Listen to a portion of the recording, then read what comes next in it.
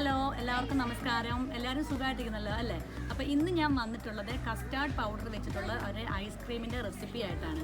Custard powder വെച്ചിട്ട് നമ്മൾ മറ്റേ ഫ്രൂട്ട് സലാഡ് ഉണ്ടാക്കും, അതുപോലെ തന്നെ പുഡിംഗ് ഉണ്ടാക്കും.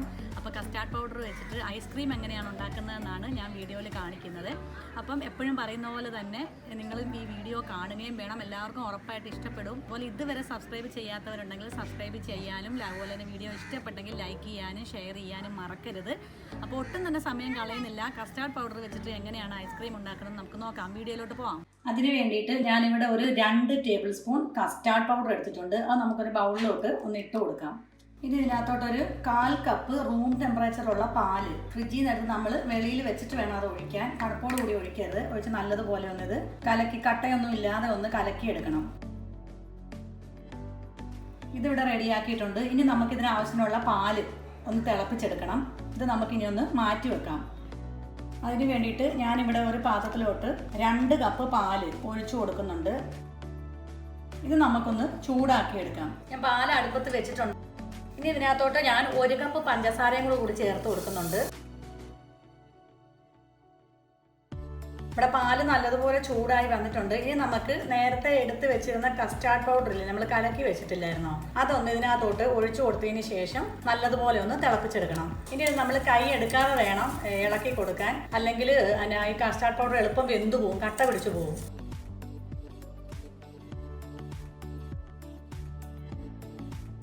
നമ്മുടെ കസ്റ്റാർഡ് പൗഡറും പാലും ഇവിടെ നല്ലതുപോലെ തിളച്ച് വന്നിട്ടുണ്ട്. ഒരു 2-3 മിനിറ്റോളം നമുക്ക് ഇതൊന്ന് നല്ലതുപോലെ ഒന്ന് തിളപ്പിച്ചെടുക്കാവേ. ഈ സമയത്ത് തീ ഒന്ന് കുറച്ച് കൊടുത്താൽ നല്ലതായിരിക്കും. അപ്പോൾ ഇത് കറക്റ്റ് ആയിട്ടുണ്ട്. ഇനി ഇത് നമുക്ക് റൂം ടെമ്പറേച്ചറിൽ തന്നെ ഇതൊന്ന് ചെറുതായിട്ടൊന്ന് തണുപ്പിച്ചെടുത്തതിന് ശേഷം നമുക്ക് ഫ്രിഡ്ജിലൊന്ന് ഒരു 2-4 മണിക്കൂറോളം നമുക്കിതൊന്ന് തണുപ്പിച്ചെടുക്കണം. ആദ്യം നമുക്കിതൊന്ന് ഗ്യാസ് ഓഫ് ചെയ്തതിന് ശേഷം നമുക്കിതൊന്ന് തണുക്കാൻ വേണ്ടി വെക്കാം.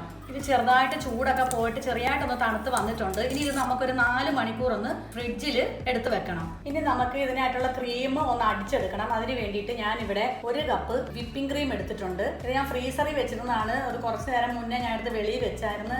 അപ്പം നിങ്ങളും അങ്ങനെ തന്നെ ചെയ്യണം. ഫ്രീസറിൽ നിന്ന് നേരിട്ട് തന്നെ എടുത്ത് അടിക്കരുത്. കുറച്ച് നേരം വെളിയിൽ വെച്ചതിന് ശേഷം മാത്രമേ ഉള്ളൂ നമ്മൾ ബീറ്റ് ചെയ്യാവുള്ളൂ.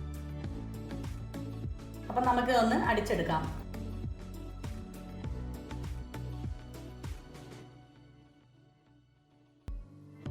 ഇനി ഇതിനകത്തോട്ട് നമുക്ക് കുറച്ച് കളർ ഒഴിച്ചു കൊടുക്കണം. ഞാനിവിടെ യെല്ലോ കളറാണ് ചേർത്ത് കൊടുക്കുന്നത്. ഒരു നുള്ളു മാത്രം ചേർത്താൽ മതി കേട്ടോ, ഒരുപാട് ചേർക്കണ്ട, ഒരു നുള്ളു മാത്രം. ഇനി ഇതിനകത്തോട്ട് ഒരു 1/4 ടീസ്പൂൺ വാനില എസൻസ് അതും കൂടെ ഒന്ന് ഒഴിച്ചു കൊടുക്കുന്നുണ്ട്. ഇനി ഇത് നമുക്ക് നല്ലതുപോലെ ഒന്ന് ബീറ്റ് ചെയ്തെടുക്കാം.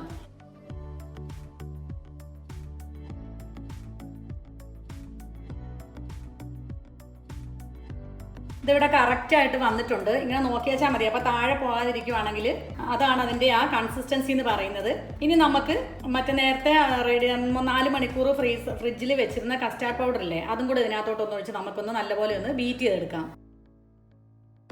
അങ്ങനെ നമ്മുടെ കസ്റ്റാർഡ് ഇവിടെ നല്ല കറക്റ്റായിട്ട് വന്നിട്ടുണ്ട്. നമുക്കിത് ഇതിനകത്തോട്ടൊന്ന് ഈ വിപ്പിംഗ് ക്രീമിനകത്തോട്ട് ഒന്ന് ഒഴിച്ചു കൊടുത്ത് നല്ലപോലെ ഒന്ന് ബീറ്റർ വെച്ചിട്ടൊന്ന് ബീറ്റ് ചെയ്തെടുക്കാം. അങ്ങനെ നമ്മുടെ കസ്റ്റാർഡ് പൗഡറിൻ്റെ കൂട്ടും അതുപോലെ തന്നെ വിപ്പിംഗ് ക്രീമും കൂടെ കൂടിയിട്ട് ഇവിടെ നല്ലതുപോലെ ഞാൻ മിക്സ് ചെയ്ത് എടുത്തിട്ടുണ്ട്. ഇനി ഇത് നമുക്ക് ഒരു 6 മണിക്കൂർ ഒന്ന് ഫ്രീസറിൽ വെക്കണം. അത് നമ്മൾ വെക്കുമ്പം തന്നെ ഇത് നല്ല എയർ ടൈറ്റ് ആയിട്ടുള്ള ഒരു അടപ്പ് വെച്ചോ, അല്ലെങ്കിൽ മറ്റേ ക്ലിങ് ഫിലിമോ മറ്റേ നമ്മുടെ ഫോയിൽ പേപ്പറോ ഏതാണെങ്കിലും കുഴപ്പമില്ല. അകത്ത് കാറ്റ് കയറാത്ത വിധം വേണം ഇത് നമുക്കൊന്ന് മൂടി വെക്കാൻ. ഒരു 6 മണിക്കൂറെങ്കിലും ഇത് വെക്കണം കേട്ടോ, എന്നാലെങ്കിലേ ഉള്ളൂ നമ്മുടെ ഐസ്ക്രീമിൻ്റെ ആ കൺസിസ്റ്റൻസിയിലേക്ക് ആവുള്ളൂ. അങ്ങനെ 4 മണിക്കൂറിന് ശേഷം നമ്മുടെ അടിപൊളി കസ്റ്റാർഡ് ഐസ്ക്രീം 3/4 ഭാഗവും റെഡി ആയിട്ടുണ്ട്. അപ്പം 6 മണിക്കൂറെന്ന് ഞാൻ പറഞ്ഞു കേട്ടോ, സോറി 6 അല്ല 4 മണിക്കൂറാണ് നമ്മൾ രണ്ടാമത് വെക്കുമ്പോൾ വെക്കേണ്ടത്. ഇതിപ്പം വലുതായിട്ട് ഐസ് ആകണ്ട, അതുകൊണ്ടാണ് 4 മണിക്കൂർ എന്ന് പറഞ്ഞത്. 6 മണിക്കൂറിന് അറിയാതെ പറഞ്ഞതാണ്. ഇത് കണ്ടില്ലേ, ഇതിപ്പോൾ ഇത്രയും സെറ്റായി. ഇനി നമുക്കിത് എന്നാ ചെയ്യേണ്ടതെന്ന് വെച്ചെങ്കിൽ ഒന്നും കൂടെ നമുക്കിതൊന്ന് ബീറ്റ് ചെയ്യണം. അതിന് വേണ്ടിയിട്ടാണ് നമ്മളിത് ഒന്നുകൂടെ ഒന്ന് ടൈറ്റ് ആകാൻ വേണ്ടിയിട്ടാണ് നമ്മളൊന്ന് 4 മണിക്കൂർ ഫ്രീസറിലൊന്ന് വെക്കുന്നത്. ഇനി ഇത് കഴിഞ്ഞിട്ടാണ് നമുക്ക് 6 മണിക്കൂറൊന്ന് നമുക്ക് ഫ്രീസറിൽ സെറ്റ് ആകാനായിട്ട് വെക്കേണ്ടത്. അപ്പോൾ ഇതിവിടെ നല്ലപോലെ ബീറ്റ് ചെയ്ത് എടുത്തിട്ടുണ്ട്. ഇനി നമുക്ക് ഇതൊന്ന് ഈ പാത്രത്തിൽ നിന്ന് മാറ്റി വേറെ ഇച്ചിരി പരന്ന ഒരു പാത്രത്തിലോട്ട് വെക്കുവാണെങ്കിൽ എളുപ്പം തന്നെ ഇത് നമുക്ക് നല്ല ഐസായിട്ട് കിട്ടുകയും ചെയ്യും. അങ്ങനെ നമ്മുടെ അടിപൊളിയായിട്ടുള്ള കസ്റ്റാർഡ് ഐസ്ക്രീം ഇവിടെ റെഡി ആയിട്ടുണ്ട്. ഇത് ഞാൻ 12 മണിക്കൂർ ഫ്രീസറിൽ വെച്ച് ഐസാക്കിയതാണ്.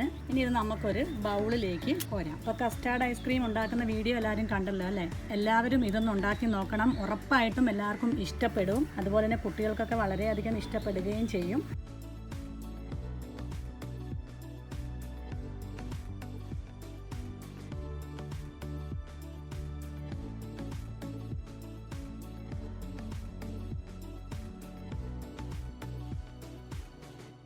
അപ്പം ഇതിൻ്റെ മുകളിൽ നമുക്ക് എന്തെങ്കിലും ഒരു നട്ട്സ് നമുക്ക് ഇടാവുന്നതാണ്. ഞാനിവിടെ ടൂട്ടി ഫ്രൂട്ടിയാണ് ഇട്ടിരിക്കുന്നത്. നിങ്ങൾക്ക് ചെറിയ അരിഞ്ഞ് വേണമെങ്കിൽ ഇടാം. അതുപോലെ തന്നെ പിസ്തായോ ബദാമോ അതാണെങ്കിലും അരിഞ്ഞിട്ടാൽ മതി. എനിക്ക് ഒരു ഫ്ലേവറിൻ്റെ ഒരു കളറുള്ള ടൂട്ടി ഫ്രൂട്ടിയാണ് കിട്ടിയ കേട്ടോ. മറ്റേ ഗ്രീനും ഓറഞ്ചും ഒന്നും കിട്ടിയില്ല. അതുപോലെ തന്നെ നിങ്ങളുടെ കമൻസ് ഒക്കെ എന്നെ അറിയിക്കുകയും വേണം.